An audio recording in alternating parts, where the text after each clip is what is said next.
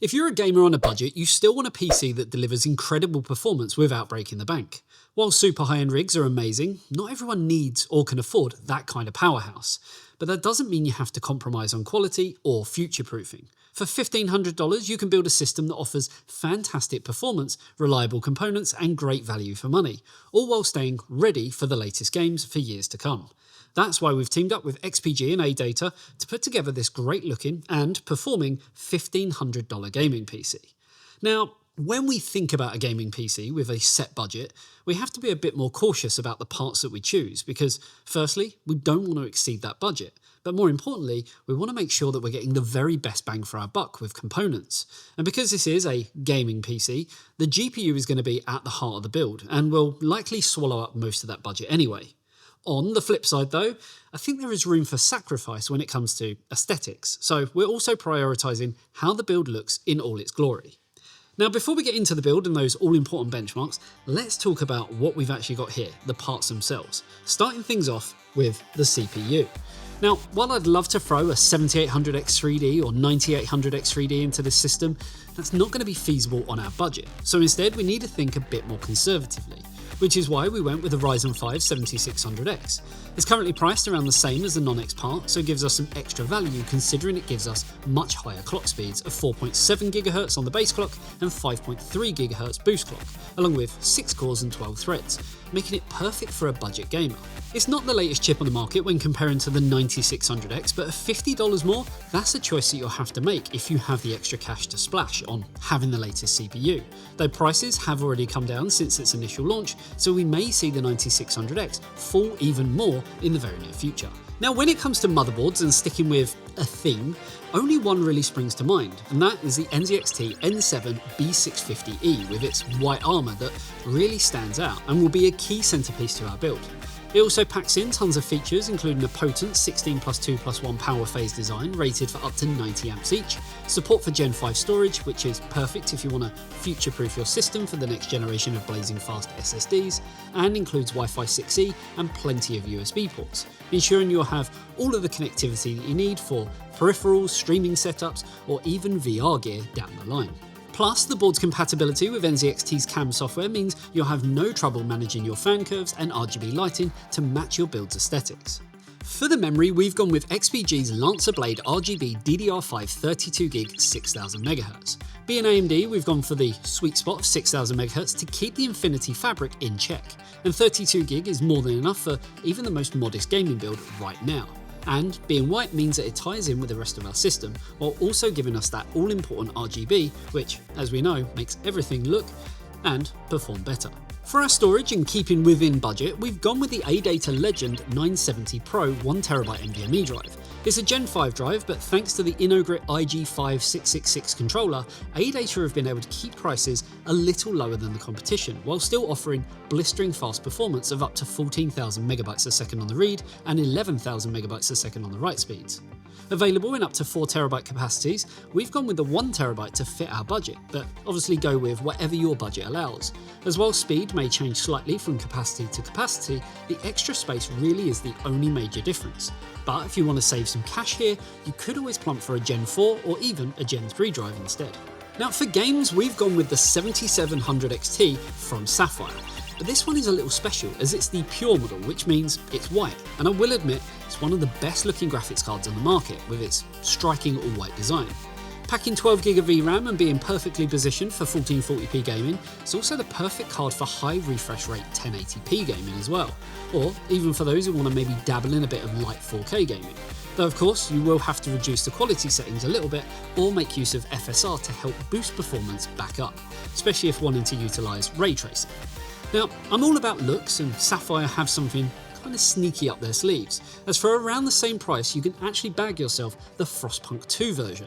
Not only does it come with those gorgeous looking white aesthetics on the front, but the back incorporates the Frostpunk 2 graphics that shows that it really means business, along with getting a copy of the game and some added goodies to give that all important extra value. In terms of cooling, we've gone with the XPG Levante X 240mm AIO. It's XPG's latest iteration of liquid cooler, and being 240mm with ADATA's 7th gen pump, it should have no problem keeping our 7600X under control. In terms of style, it has an infinity mirror CPU block, and it comes with those amazing looking RGB fans, so it's going to make our whole system look like a bit of a light show. But if that's not your thing, you can always decide to turn it off or just dictate the colour scheme based on your particular needs. Also, due to it being daisy chainable, it does mean cable management should be very easy. Then for the power supply, we've gone with the XPG Core Reactor II 850 watt unit. Being 850 watt means that it's more than up for the task of handling our components, as well as giving us some extra headroom for the future.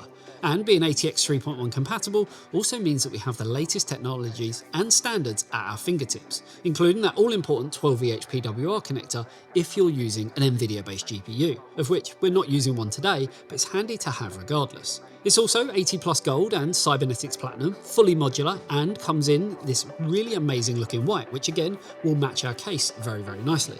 Which leads me on to that, the case. And for this build, we're using the XPG Invader X Mini, a case that XPG claims to be a mini case with a max view. But don't be confused by the name, as this chassis can still house up to an ATX motherboard, as well as having support for a 240mm radiator in the top, like the Levante X240 that we're using, PSUs up to 180mm in length, CPU coolers up to 166mm in height, and graphics cards up to 330mm. So even though it's a small case, there's no compromises on the components that can actually be put inside. It also features the ability to house up to 5 120mm fans, which also come included as part of the case, with one being a regular orientation and the other 4 being reversed, so that you get that all-important airflow through the mass amounts of mesh on the front and sides, while also giving you a full view of those blades and that all-important RGB. They've also put a lot of thought into this case for system builders, as the toolless removable front panel allows you to get to those niggly parts of any build without being constricted by space, while still offering up a full view of your system in all its glory. So there we have it, a build for $1,500, and while some trade-offs could be done, like going for a slower Gen 4 drive or a B650 non-E motherboard to save on some cash, or simply to put into a higher end GPU like the 7800 XT or 7900 GRE, again in white to match the build. But I think we've actually managed to strike a nice balance of looks, performance and value for money. Though, me personally, I'd probably try to plump for the 7800 XT, as, well, there's not much in it price-wise. Though the reason I didn't here today is that I didn't actually have one available. So, needs must and all that. So, with all of the parts out the way, let's get into one of the main reasons why you're here, the all-important build. So first things first, as always, we want to build as much as we can outside of the case to kind of make our lives just that little bit easier. And this means grabbing the motherboard, the processor, the memory, and also the SSD. Then we can line up our CPU with the arrows, just like so, pull this down, pull the lever across, and done. So first things first, we do need to take the heatsink off of this because the motherboard we're using actually has its own built-in heatsink. So then we can look at removing the heatsink, which is now going to keep our Gen 5 drive nice and cool. We can get the drive itself, which can only go in one way because it has got a notch on there, like so, and get the heatsink back in and screw back down. And for the memory, we want to make sure that we're using slots 2 and 4 to get the kind of very best performance that we can out of this 6000 MHz kit that we're using. Also, this is a good time to see if there's anything that we actually need to do in terms of the CPU cooler, as depending on the platform that you're actually using, whether it be AMD or Intel, you may need to remove certain retention brackets or swap out the pre-installed bracket, which in this case, this does come with a Intel bracket kind of pre-installed on the AIO itself, as well as some included thermal paste, but we're going to be swapping it out for this AMD bracket instead. So we're also going to be putting the cooler into the top of the case, and wanting to keep everything theme-wise in sync, we're going to be swapping out the fans. So instead of using these Ventor Pro 120 RGB fans, we're actually going to remove the 2 from the top of the case and install them onto the radiator. So yeah, these I guess you could sell, you could get rid of, maybe try and recoup some of your cash back, or just keep them in the box for maybe upgrades at a later date. We can then look to fit our motherboard into place, of course making sure that all of the standoffs are in the correct location. And then, once it's in place, we can look at screwing it down. We can also look at fitting these two reverse blade fans at the bottom to give us even more RGB and, of course, huge amounts of airflow that's going to come in from the mesh on the side and also on the front. So with the front panel connectors in and these reverse fan blade fans in as well, I want to talk about the power supply, which, as we mentioned, is the Core Reactor II 850 watt. But I mainly want to talk about this because from building experience, fitting the EPS connectors now is always a good idea before the radiator actually goes in. So we can basically get this unboxed, we can look at taking the relevant cables that we're going to need out and just figuring out what cables we're actually going to need so that we can get those EPS connectors installed along with our 24 pin before we actually put the radiator in, which is going to be quite restrictive. So things are really starting to come together quite nicely, but now it's time to get the radiator installed in the top and obviously without any restrictions because we've already got our EPS power connectors installed. We can then also fit the CPU block into place with obviously some thermal paste that's pre-applied, helping us to bridge the gap and give us that perfect contact. So the final piece of the puzzle is of course the GPU in all its glory. So taking it out of the box and, well, frankly, just taking a minute to admire this thing of beauty. We can take out the relevant brackets, which I always sort of say you should line up the GPU first because you don't want to be caught out. But generally speaking, it is slots 2 and 3. So we can take them out and then get our GPU and line it up and install it into place. Then we can put the cables in, and apart from a little bit of, let's say, light cable management on the other side, we are done. So the real question comes down to, does it turn on? And of course it does. There was never any doubt. I mean, there was a little doubt. There's always a little bit of doubt. But do you know what? Generally speaking, when you do turn on a PC for the first time, you never quite know what the RGB is going to do. I've had it be rainbows, I've had it be solid red. But do you know what?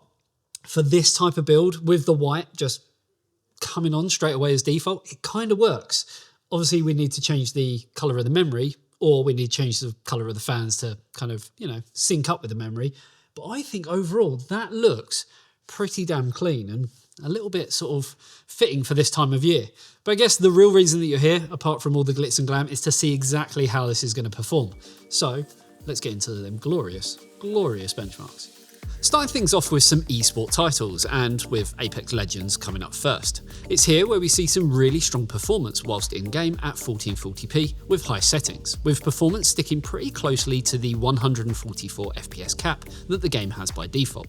Whilst there is a way to unlock the frame rate slightly with launch commands, we didn't think it was worth testing, as if we can stick to the cap well enough, then it means we could quite possibly see ourselves getting more than playable performance from higher resolutions such as 4K. Particularly if we lower settings a little, and with temperatures staying under control the whole time, we don't have to worry about thermal throttling either. Sticking with the esports theme, Fortnite is up next, and we saw some pretty good performance here too, with high points in the frame rate up to around 130 frames per second. But with dips down to as low as 60, this doesn't seem maybe quite so impressive. That is until you realise that ray tracing is enabled and settings are maxed out, with some upscaling turned on, which means that we could easily see well beyond 130 FPS if ray tracing was disabled. And with our temperatures sticking around the mid to high 70-degree mark, things are getting warm, but it's nothing unmanageable. With titles like this, I would generally recommend running lower settings anyway to boost your frame rate, but it's always nice to know that if you do want to boost the visuals, then you're not sacrificing playability. Moving on to Spider-Man Remastered, another pretty well optimised game that generally sees good frame rates.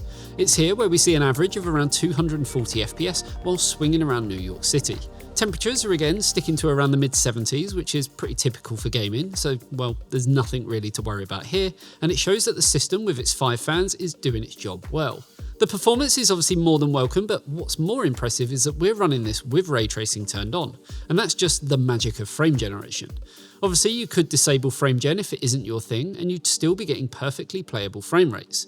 But with this kind of performance, you could also end up playing at 4K without much trouble at all. Cyberpunk 2077 was our next game, as this is a bit of a golden example for any system, with support for all the latest technologies, and generally being just a great game overall, which makes it a bit more fun to test. With frame rates sitting around 80 FPS in busier areas and around 90 in less busy areas, this is more than a playable experience, and like the rest of the games we've tested that support it, we did play this with upscaling and ray tracing enabled, meaning we're making the most of our 7700 XT while still having headroom to turn down some settings and play at a higher resolution.